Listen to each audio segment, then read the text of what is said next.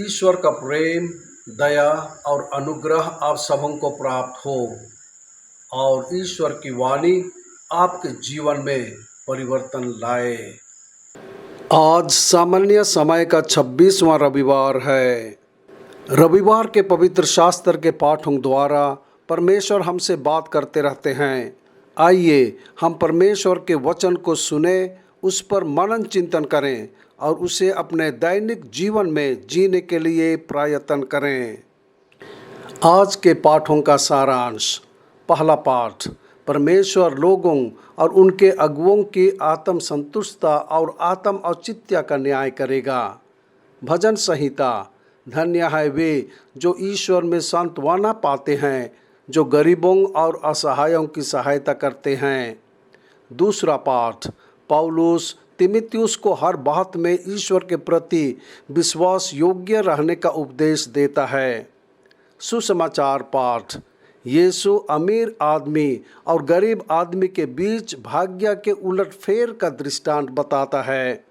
अमीर आदमी ने सब कुछ आनंदित किया और अपना जीवन खो दिया, और गरीब आदमी लाजरुस, जिसके पास जीवन में कुछ भी नहीं था और उसने दुख उठाया लेकिन जीवन प्राप्त किया।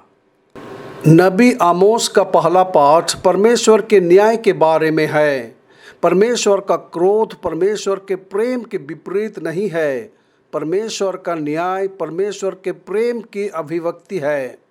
जब लोग दूसरों को कष्ट देते हैं तो ईश्वर क्रोधित हो जाते हैं। यह क्रोध उत्पीड़ितों के लिए परमेश्वर के प्रेम का प्रतीक है। परमेश्वर का क्रोध और निर्णय लोगों को उनके हानिकारक व्यवहार को बदलने के लिए है। ईश्वर क्रोधित होने से प्रसन्न नहीं होते। ईश्वर दया दिखाने और क्षमा करने में प्रसन्न होते हैं। पश्चाताप और परिवर्तन लाने के लिए ईश्वर क्रोध व्यक्त करते हैं। दूसरे पाठ में संत पौलुस ने तीमुथियुस से कहा कि वह अपने आप को उन झूठे शिक्षकों से पूरी तरह अलग कर ले जो एफेसियों की कलीसिया को परेशान कर रहे थे। पौलुस ने तीमुथियुस से कहा कि जो कुछ भी निर्दिष्ट और परिभाषित झूठे शिक्षकों का वर्णन करता है वह सब कुछ छोड़कर भाग जाए। पौलुस ने तीमुथियुस से कहा कि झूठी शिक्षाओं के इन खतरों से दूर भागो, जिस तरह एक आदमी अपने जीवन को बचाने के लिए अपने दुश्मनों से दूर भागता है। संत लूकस से लिया गया सुसमाचार में हमें शिष्यता के जीवन में गरीबों की देखभाल के महत्व के बारे में सिखाया जाता है। दृष्टांत में यीशु एक अमीर आदमी और गरीब आदमी लाजरुस के जीवन की तुलना करता है, जो अमीर आदमी और उसके धन की छाया में रहता था। दोनों मर जाते हैं। लाजरुस ने अपने आप को स्वर्ग में पाया, नरक में अमीर आदमी ने लाजरुस से उसकी पीड़ा में सहायता मांगी, लेकिन इब्राहिम ने अमीर आदमी को अपने जीवन में आनंदित अच्छी चीज़ों की याद दिलाई और वर्तमान स्थिति को भाग्य के उलट होने के रूप में वर्णित किया।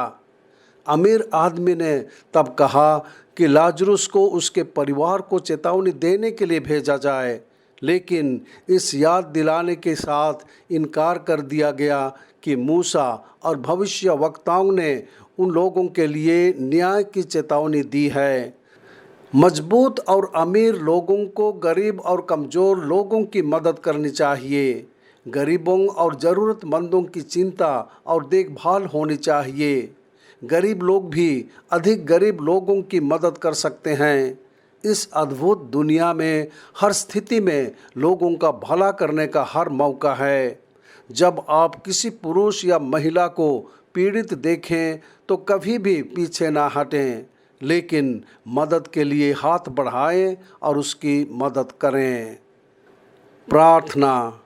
हे प्रभु यीशु ख्रिस्त, आप हमेशा गरीबों और पीड़ितों से प्यार करते थे।